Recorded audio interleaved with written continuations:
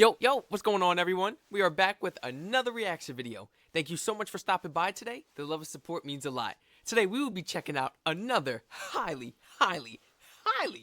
recommended video. Thank you so much for all the suggestions as well. It means a lot. I highly appreciate it. Today, we will be checking out 10 ways Brits and Americans use numbers very differently. Let's jump right into this video, man. I'm not wasting no time. I feel like I'm talking too much already. Oh, hello, don't mind me, just using the calculator on my phone, which I keep in my pocket just to stick it to my Year 10 maths teacher who told me that I'd never have such luxury. And speaking of maths, remember a few videos ago when I said this? A question that I get all the time is, why do British people say maths instead of math? Well, when it comes to Britain and America, this is by no means the only difference that involves numbers. In fact, since I moved to the United States, my daily life has become filled with numeric anomalies with which my brain may never come to terms. Now, before I get into that, I do want to point out that this video will not be examining our two countries' different measuring systems, because I also did that in a previous video. And while we're on the subject of numbers, if you want to propel this channel to 1 million subscribers and you haven't yet become one yourself, do that now. I mean, well, like he said, in the meantime, man, here are we say math. Y'all say maths. Math. I can't really say that. Y'all say maths. Is it because, you know, well, he said multiple numbers, but there's multiple equations as well? It's not just one math equation you will be doing. Math revolves around multiple numbers and equations. Is that why? I mean, hey now, let me know if I'm on the right track. That's what I'm seeing.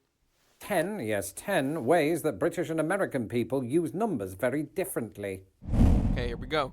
Now, before I hit record on today's video, I did a little bit of a tally as to how many places I've lived in either country. During the 26 years that I lived in Britain, I lived at precisely 5 addresses, compared to 9 during the 16 years that I've lived in America. And during that time, one major pattern has stood out to me. American addresses definitely have longer house numbers, but British addresses have longer postcodes. So it all evens out. In fact, let me give you some examples of what I mean. From memory, every single address that I had in Britain comprised of 2 digits. And pound for pound, the experience of most British people is that their house address won't ever exceed 3 digits. There are occasional exceptions to that, but in America, those exceptions seem to, in fact, be the rule. Because at virtually all of the places that I've lived in the US, the house or the apartment number has been in the thousands. And also... Yeah, I was about to say my first one was 1702.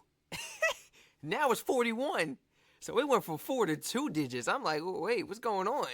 So at some of these addresses, the American street name itself might contain a number, like 321st Avenue. They don't usually go that high. But 2nd Street. In Britain, a street that's also a number is very uncommon, to the extent that I'm not sure they even exist. However, as I said, Britain has America beat when it comes to the size of our postcodes. And if for whatever reason you're confused by the term postcode, it is simply what Americans know as a zip code. You see, in Britain, a postcode can range from 6 to 8 characters, where in the US it's just 5.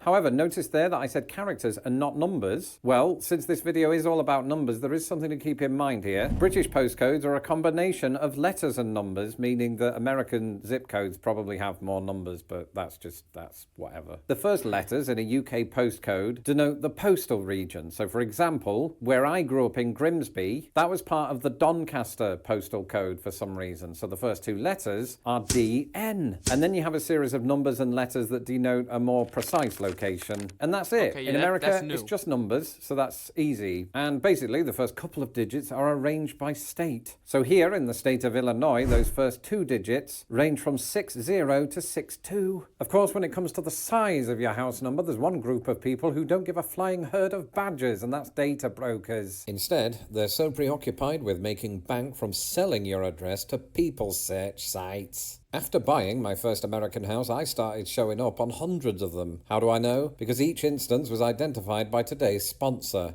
Incogni. Incogni is a personal data removal tool that not only gets in touch with those data brokers, but requests that they take down your data. And it works too. Incogni very quickly worked its magic, and I was removed from all of the sites in question. And for a YouTube sensation like me, or for people with real jobs, nobody has time to manually submit removal requests alone. Let me tell you something. Oh, when my mom had her old job and she was doing like what was it like? It was like, I think public attorney, because once you go to like public attorney or something like that, Your information is public. Address is up there. Everything. Where your job is, where you're working at, what your degree, what you do for a living. Everything. I'm like, where you went to high school? Like, yeah. You ain't even need my social security to get all this information. I'm like, damn, why not just give them all? Give him everything. My dad information too. I'm like, how you get his information? He's a barber. He owns his own business doing that. I'm like, how you get his information out there? I guess because he's just in the public. Like, when you're on social media, this is what happens. You got to be safe. You have to be careful, man. And if you know, I suggest if you are an influencer, you need to search up your address. Search up your address or your name and just make sure your information doesn't come up. If it does, submit a removal request.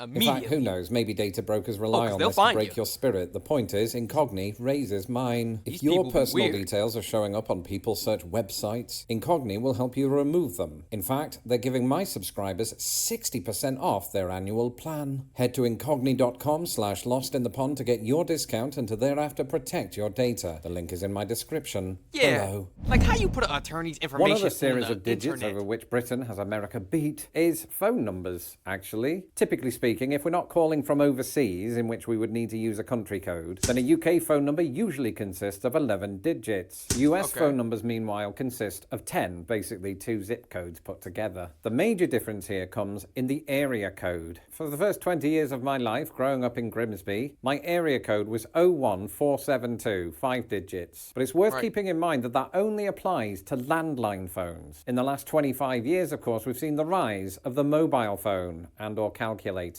In Britain, unlike with landline phones, these are not assigned an area code. In fact, I think most, if not all, mobile phones in the UK begin with the digits 07. Incidentally, those are 2 digits that are going to be very important later on in this video, so keep watching. In America, I was surprised to find that this was quite different, because your mobile, or cell phone as it's usually known in the US, will usually carry the same area code as your landline phone, if you still have a landline phone. So for example, the first place that I lived was Anderson, Indiana, and that city is in a region of Indiana that carries the area code 765. So all of the landlines there begin 765, and if you purchase your cell phone there, most likely that too will have the same area code. And most states, like Indiana and my current state of Illinois, are home to multiple area codes, which is why it was surprising to discover there are in fact 12 states, including the behemoth that is Alaska, that have just one. And that's because said states have more cows than people, probably. Okay. Earlier on, when I said this, that makes just things to stick easier. it to my Year 10 maths teacher who told me that I'd never have such luxury. It did occur to me that my thousands of American viewers might have been thinking, what's Year 10? Was Lawrence born in the 1st century? No. A year in this instance is the equivalent of what Americans would call a grade at school. And it just happens that this particular example is a year populated by 14 to 15-year-olds. And you might be thinking, ooh, Lawrence, that's not 10, that's grade 9. Well, actually, it's both. You see, from between the ages of 5 to 6, British children begin what is known as Year 1. But as I discovered while watching the documentary The Kindergarten Cop, Americans don't call that the 1st grade, they call it kindergarten. And so their numbering system is always one behind us. And speaking of years, that brings us on to this.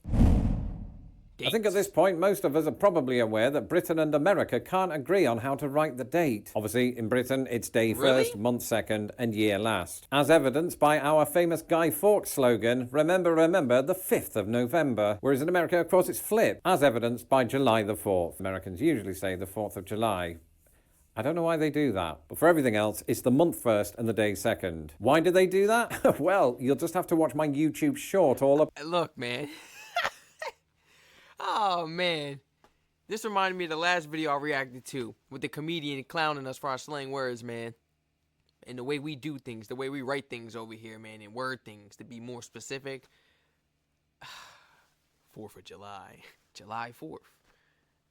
I mean, I grew up on the 4th of July. It's a flow. It sounds, I mean, honestly, does it really make a difference? 4th of July, July 4th. 4th of July, July 4th. About let me know in the comments. Social One of my security longtime patrons, numbers. Jeff, asked me on this week's secret live stream. In the US, most people have memorized their phone numbers and social security numbers. What personal numbers are people expected to know in Britain? And phone numbers used to be one of those until we didn't need to anymore. But our equivalent of America's social security number is our national insurance number, or as it's known intimately to me, NIN. Nobody. Wait. National insurance Is our number. A national insurance number card instead of a social security identification card. Okay, that's new. That's new. National insurance number, or as it's known intimately to me, NIN. Nobody calls it that, really. NIN. So, what are the major numerical differences between an SSN and a NIN? Well, for once, it isn't the number of characters, because an SSN has 9 and a NIN has 9. Try saying that after 7 white Russians. But the difference here is similar to zip codes versus postcodes. A NIN is comprised of 2 letters, followed by 6 numbers, and another letter, for good measure. In the US, it's all numbers. America doesn't like letters. The first set of 3 digits is the area number, the second set of 2 digits is the group number, and then the final set of 4 digits is the serial number. We all care about that, obviously. The point is, I have both a NIN and an SSN, so I'm special. And don't go trying to steal Time. that social Is it security, real? man. It was Oh, fake. that's a The one that was different just on video. the Sometimes, screen. to people like me who've lived on 3 different time zones, time can feel like it's ahead of its time. So I don't want to get bogged down in that, because there are other differences to talk about, namely how we tell the time. For instance, in Britain, if the time is 9:15, we might well say it's 9:15. In America, you often hear a 9:15, and similarly, Brits might refer to 9:30 as 9:30, whereas Americans might say 9:30. But the biggest difference between British and American digital clocks can be seen once we get to 1 o'clock in the afternoon. At that point, let in me see the America, clock. clocks will simply say 1 o'clock. Man, y'all clocks better not look like no military clocks, man. That's so confusing. When the clock's got 4 digits, I gotta learn how to read it. I'ma learn how to read it. The end of 2025, I'ma know how to read military time like it's like that, you know? Freshman year, I knew how to do it a little bit, but I fell off, man. I'ma learn that, and I wanna learn how to I wanna learn how to read the time in England, for real. If the clock But not in system looks- Britain, where it suddenly goes like a from big 12:59 to 13 o'clock. And that's because British clocks are on military time. Look at that. And when I Look lived what I in just- Britain, I never... What'd I just say? Military time. I gotta learn it. See, this is a must. This is a must right here, man. Gotta learn it. How I'm gonna come out there and I can't read the time? I'm gonna be walking around. Excuse me, sir. Excuse me, my good friend. Do you happen to know the time? Looking crazy. And I can't look at my phone because when I go out there, once I hit Europe, the time gonna switch. It's gonna swap. And I'm gonna be like, wait, what time is it? Oh, I man. knew this as military time. I'ma learn In it. fact, it was Americans that alerted me to this term. I just thought of it as time, like the whole world does this. And now that I know that it is military time, I'm confused that America doesn't do it because We they don't. have the biggest military in the world. So Then it I is found that the military US time. military does do it, but the general public doesn't. Either way, to this very day, I instinctively know that 7 p.m. in the evening, that last word was redundant, is equal to 19 o'clock. I should point Well, my major and my sergeants used to make fun of us in class because we couldn't read the military time. So why are we not teaching this in the U.S.? That's not fair. Everybody in England, everybody in the U.K. is learning it. Not learning it. They know how to read it. Y'all know how to read it. And y'all could simply read our time. I mean, duh. We got the numbers 140, 140. Ain't nothing special to it. We can't even come over there and read y'all time. Look at this, man. Everything with us is so simple and just point out that British people don't go around saying 19 So o'clock. simple and In just- conversation, we would say 7, which makes it even weirder, I suppose, that our clocks don't do that. You know But what I'm anyway, trying a to say? moment Like, ago when I was talking about quarters, to there's learn one thing this. that I forgot to mention, because it wasn't quite relevant yet, and that's how the two countries refer to a quarter, as in the fraction. Because I've noticed that Americans, like my wife for example, use the words quarter and 1/4 interchangeably. But having grown up in Britain, 1/4 always sounds weird to me, because then we would only say quarter in that context. But I'm afraid that I'm going to have to interrupt myself there with a couple of caveats. The first of those is we don't have special words for other fractions, except for half, but then again, if you were to say 1/2, you could get confused with the time. And the other thing that might explain why Americans often plump for 1/4 is that a quarter is already part of the national dialogue, because that's the name of an American coin of the same name. Did you edit this? And I want to finish this video by talking about 3 numbers in particular, the first of which is 0. Is 0 a number? I'm no mathematician. And 0 is an interesting one to me because both countries have synonyms of the word 0 that the other country doesn't have. In America, somebody might say, I got zilch, as in, I've got nothing. Whereas Britain's alternatives for this nice round number are often context dependent. Firstly, you've got nil, which you often find in sport, as in, Grimsby Town Football Club won the FA Cup final 6-0, whereas American commentators are more likely to say 6-0 or 6-zilch. And then there's the word naught, which from memory is what I... Don't do that. Nobody in America is saying zilch. Don't, look, I know I keep it real. Don't give us that credit, man. Nobody here is saying zilch. They're saying 0, bro. called 0 when I was a little kid. But it's also used in the title of a game that Americans call tic-tac-toe, a game that we call noughts and crosses. And remember earlier when I said this? My area code was 01472. This use of O to denote 0 in phone numbers is not something you often hear in America, where the preferred option would be 01472. And then there were 7, or 2 actually, but 7 is one of them. Here in the United States, the number 7 is almost always written with 1 horizontal stroke and 1 diagonal stroke. But as many observant Americans have often pointed out to me, this is not always the case in Britain, where to that we like to add another horizontal stroke. That's exactly how I write my 7s, man. Wait. See, I don't slant the leg of the 7 like that. I keep it straight, but I still do the line and everything, man.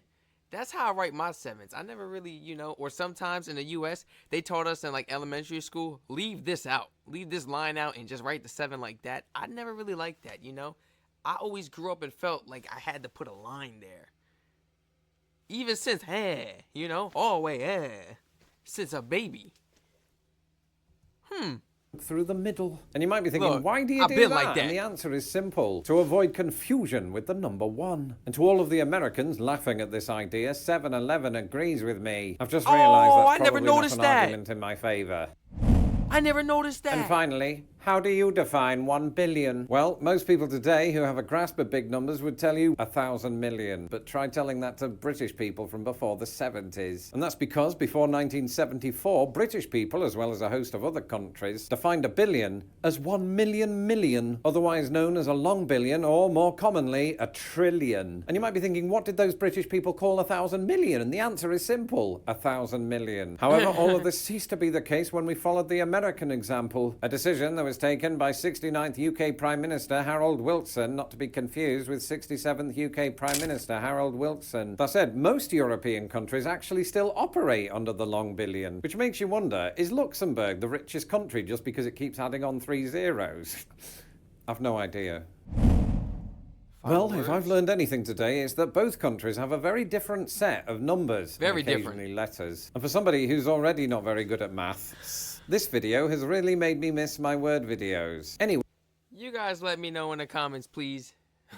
Well, of course, listen, if you live in the UK and you're from the UK, this ain't for you. I know you can read military time, man. But for my Americans watching this video, can you read military time? The only people out here I know can read military time is the people interested in going to the military, But I'm going to get on this, man. I'm going to get on this. I got a chart in my room, a whole chart, a whole catalog with this. So I ain't even got to use the internet. I'm going to take it back to the basics. We opening a book.